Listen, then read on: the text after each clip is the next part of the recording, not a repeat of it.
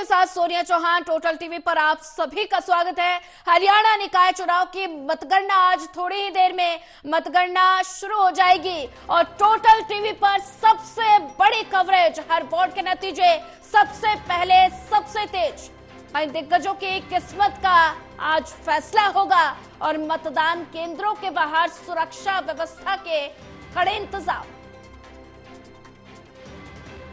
हरियाणा निकाय चुनाव की मतगणना आज थोड़ी ही देर में, बस आधे घंटे का समय बचा है। आधे घंटे बाद वोटों की गिनती शुरू हो जाएगी और ज्यादा जानकारी के लिए हमारे साथ लगातार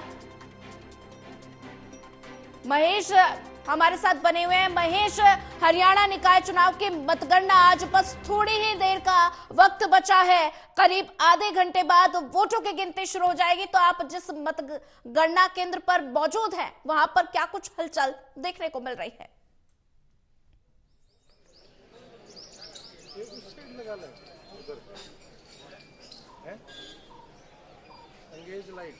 महेश, आप सुन पा रहे हैं?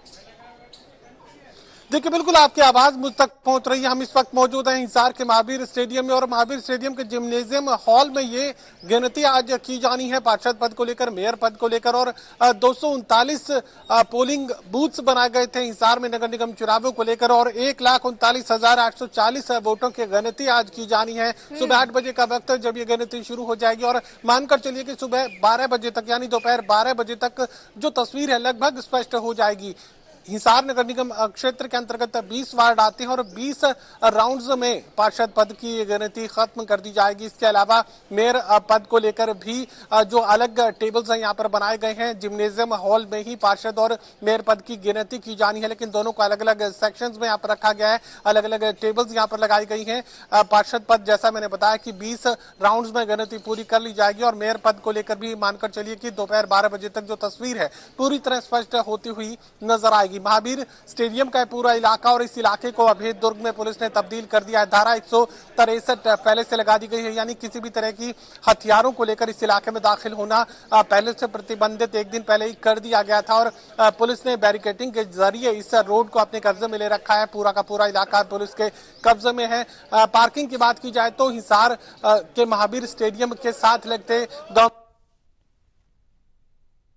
के अलावा रानी झांसी चौक पर लोग अपनी गाड़ियों को पार्क कर पैदल ही इस इलाके में दाखिल होने की कोशिश कर रहे हैं। सुबह 8 बजे तक ही काउंटिंग एजेंट्स को अंदर दाखिल होने की इजाजत दी जाएगी। आई कार्ड उन्हें जारी किए गए हैं, वो दिखाने के बाद ही उन्हें अंदर दाखिल होने दिया जा रहा है। इसके अलावा किसी भी तरह के ज्वलनशील पदार्थ, बीड़ी, सिगरेट, बेल्ट, कोई भी नुकीली चीज, पेन का इस्तेमाल करने की इजाजत नहीं दी जाएगी। पूरी जांच के बाद ही इन काउंटिंग एजेंट्स को अंदर दाखिल होने की इजाजत दी जा रही है। फिलहाल मेरे पीछे आप देख सकते हैं कि किस तरीके से यहाँ जो इंतजामात है वो रखे गए हैं।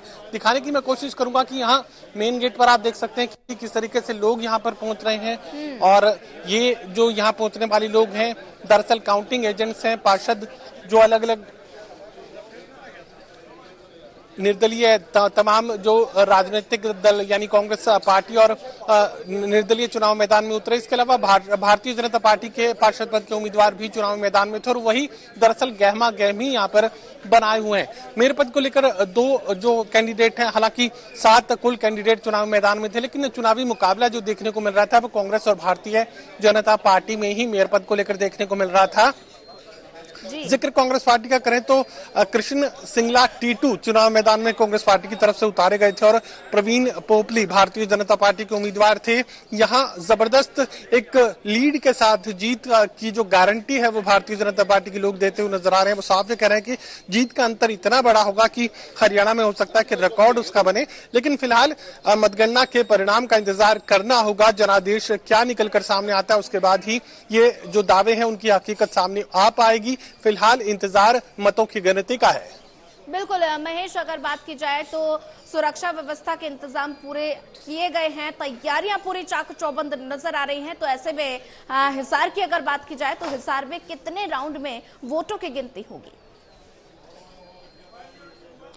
जैसे मैंने बताया कि यहाँ पर 20 राउंड्स में गिनती जो है पूरी की जानी है। इसके अलावा मेयर पद को लेकर 15 राउंड्स में गिनती पूरी हो जाएगी। मेयर पद को लेकर अलग टेबल्स लगाई गई है, जिम्नेजियम हॉल में ही ये पूरी व्यवस्था रखी गई है, लेकिन पार्षद पदों को लेकर अलग जो गिनती की व्यवस्था है वो रखी गई है। 20 राउंड्स में पार्षद पद की गिनती खत्म होगी और 15 राउंड्स में मेयर पद की जो गिनती है वो खत्म कर दी जाएगी। सबसे पहले जो चुनाव परिणाम सामने आएगा वो राउंड 1 का सामने आएगा, यानी वार्ड नंबर 1 का जो चुनाव परिणाम है वो सबसे पहले सामने आने वाला है। इस तरह की जो जानकारी है वो चुनावी अधिकारियों की तरफ से दी गई है, लेकिन फिलहाल एक अच्छा खासा इंतजामात, एक अच्छी खासी व्यवस्था यहाँ पर देखने को मिल रही है। पुलिस के लोग भी अच्छी खासी तादाद में यहाँ पर तैनात किए गए हैं। तो कहा जा सकता है कि जनादेश जो निकलकर सामने आएगा वो एक तरीके से शहर की सरकार कैसी होगी, कौन कौन लोग उस सरकार में शामिल होंगे, ये सब कुछ जो तमाम नाम है, चेहरे हैं, वो दोपहर 12 बजे तक सामने आ जाएंगे। बिल्कुल महेश, अगर बात की जाए तो तमाम राजनीतिक दल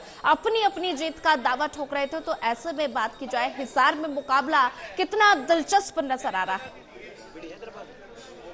देखिए, चुनावी मुकाबले की बात की जाए तो भारतीय जनता पार्टी के लोग एक बड़े रिकॉर्ड का जिक्र यहाँ पर कर रहे हैं। वो साफ ही कर रहे हैं कि हिसार से जो जनादेश निकलकर सामने आएगा उसकी आवाज प्रधानमंत्री नरेंद्र मोदी तक जाएगी, यानी जीत का अंतर इतना बड़ा होने वाला है कि उसका जो चर्चा है, उसकी जो आवाज है वो प्रधानमंत्री नरेंद्र मोदी के कानों तक जाएगी। ये भारतीय जनता पार्टी के जो लोग हैं वो दावा करने की कोशिश कर रहे हैं। लेकिन फिलहाल जो वोटिंग परसेंटेज था, वोटर टर्नआउट परसेंटेज 52 के करीब ये जो वोटर टर्नआउट परसेंटेज था वो देखने को मिला था। तो कहा जा सकता है कि इन चुनावों को लेकर वोटर्स में खासा उत्साह नहीं था।